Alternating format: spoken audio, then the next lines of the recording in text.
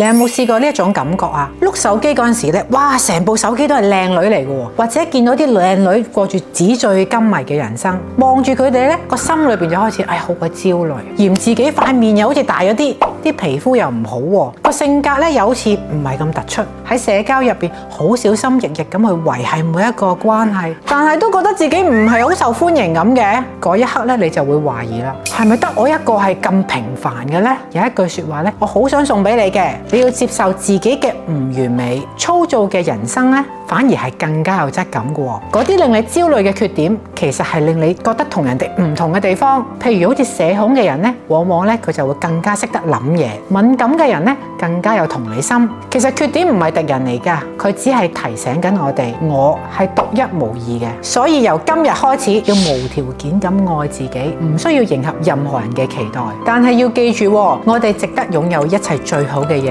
所有嘅焦慮其實都係虛驚一場。我就係我人生嘅女主角，勢不可擋。